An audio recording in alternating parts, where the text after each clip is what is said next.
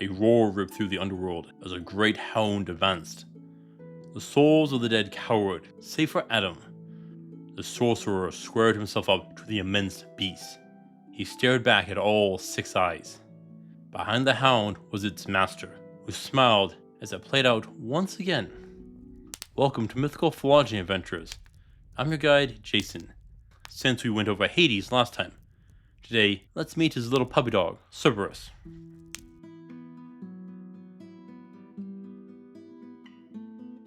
What kingdom doesn't need protection? And that includes the underworld.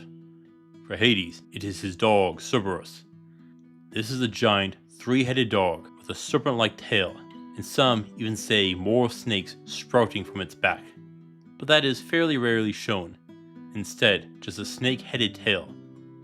But there are depictions which give it more heads, up to 100 in some cases. Many of these heads are different animals. Again, these are rare. So you're probably wondering what is up with the snake traits. Well, Cerberus is the child of Echidna and Typhon, both of which had snake-like traits. But not dog, which is the more curious factor. Of course, Typhon is said to have the heads of beasts covering its body, so that is where it must come from. It gets weirder when you look at Cerberus's siblings, Orthrus, a 2-headed dog, the Chimera, the Sphinx, and more. All of them were monsters. The name Cerberus has a couple of possible different origins. I'm sure that you have heard that Cerberus means spotted, but that is disputed. Trust me, I would love for the origin of the dog named Spot to come from the most famous of all dogs, but that doesn't seem to be it. A quick Google Translate of spotted gives you Facodotus. Of course, I am no expert in ancient Greek, but a couple of other potential translations are evil of the pit, which could make sense. Also, flesh devouring one, which also makes sense. It is involved in a couple of other myths. Cerberus served as the guard dog to the underworld and prevented the living from entering and the dead from leaving. But there were many exceptions. We have Theseus and Perithous, who came to take Persephone back to the surface, but were tricked into sitting in chairs for a feast. Theseus would eventually be freed by Heracles, but Perithous would either be left there for eternity or slain by Cerberus. And Heracles is involved in his second major story. He was given 12 quests to complete, and the last one was to bring Cerberus to King Tyrrhenes.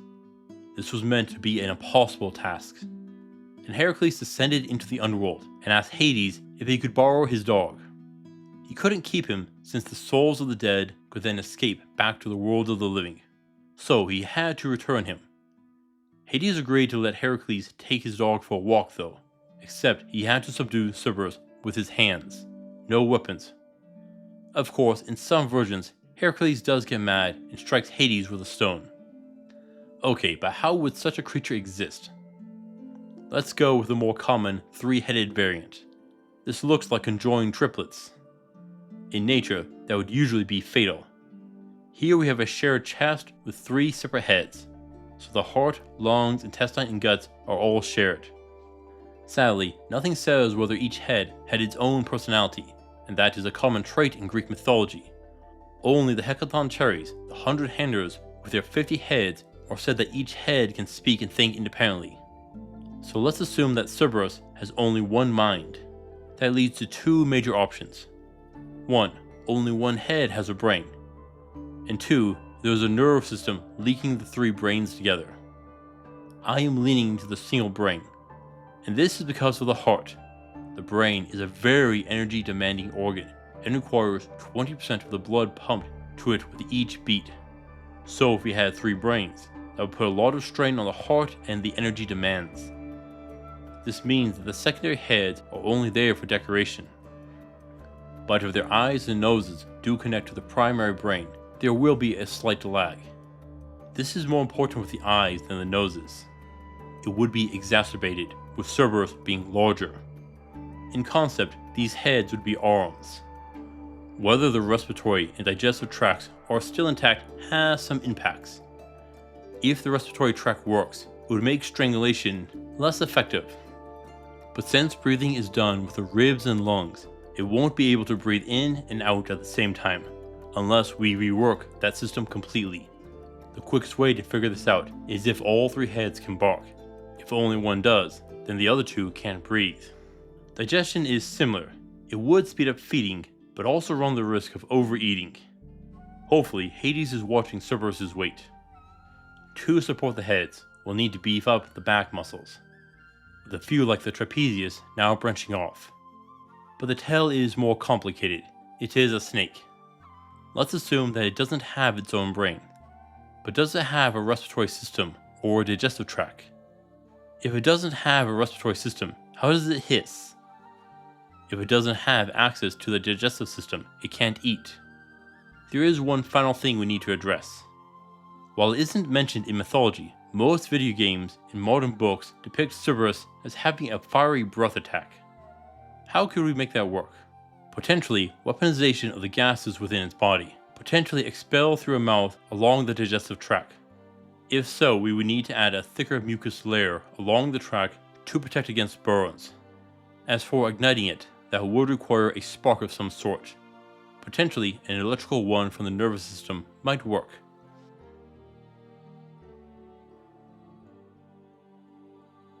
Assuming that you are trying to break someone out of the underworld, how would you get past Cerberus? Well, this is a dog, and their sense of smell is far beyond that of a human. And with 3 heads, it'll be even better. So we need to get rid of your smell. Cover yourself in mud and dirt around you, or use a potion to purge the stench. From there, you'll need to get in close enough to strike. But I would avoid melee. Remember, this thing went toe to toe with Heracles, a demigod who at one point held up the entire world. Yes, he went in bare-handed, protected by an impenetrable lion hide. And even he got mad and threw a rock at Hades. Mind you, Heracles is well known for having a bad temper. But this could mean Cerberus has plenty of physical strength. Are you as strong as Heracles? Probably not. Sure, he probably wasn't using his full strength, but still. So melee is bad. But let's cover what to do if you mess up and it closes in on you. This is a dog, which means that its main method of taking a foe down is biting. And there is a very high chance that its bite can snap bones. And with 3 heads, it would be easy to pull you apart if it latches on. Chainmail and gambeson won't stop the pressure. You'll want strong plate armor. If you bring a shield, don't have a strap on it, use a handle. That way, if it bites and grabs the shield, it can't flail you about like a dog toy. Get something that you can ditch quickly. As for a weapon, all are about the same. A spear will give you more reach and better penetration for the heart. If it does have 3 brains, each neck will have a large blood supply, and slicing any of the jugglers will likely be instantly fatal. A sword would do better for those strikes. Now, I don't know how big Cerberus is. Usually, it is depicted as very large, so fight accordingly. But if you aren't a fool, you are starting at range. A bow and arrow will be perfect, assuming that you can penetrate it. But it may have that fiery breath that will turn your arrow to ash, and cook you whether you're in armor or not. Bring fire resistance. So, magic. Ice, water, and earth magic can counter the flames. Except for water, those can help bind it in place. There is a chance that it will resist fire.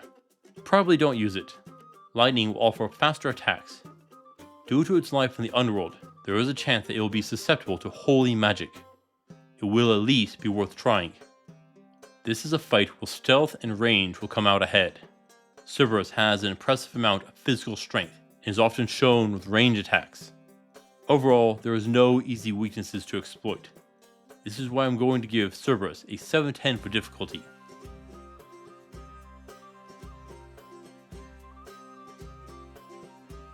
If you slay Cerberus, you get its hide. I'm betting that it will be magic, and able to make some incredible armor and gear. I'm sure the rest of the remains will be worth it. But there is an issue with slaying it. The gates of the underworld are unguarded. The dead could return to the world of the living, and the living to the dead. This sounds like a disaster. Best not to do that. Yet there is another reward, which you can gain if you don't slay Cerberus. Could you convince Hades to give up one of Cerberus's puppies? Could you imagine how strong it would be as a guard dog of your own? Yeah, even if it was only a fraction of Cerberus' strength, that would be impressive. You'll need to get on Hades' good side, but it will be worth it.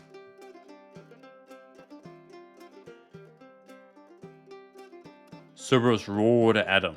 The size of the beast filled him with fear. As it advanced, Adam decided to flee, much to the Lord of the Underworld's amusement. It was always funny when they did this. Never changed the outcome, but entertaining nonetheless.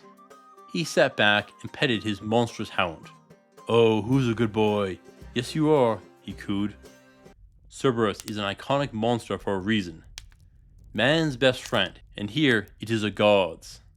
Dutifully, it has fulfilled its role as protecting the underworld. Thank you for watching, adventurers. Please return next time for a look at how humans become monsters and how it would impact a fantasy world. Until then, I'll see you on the roads.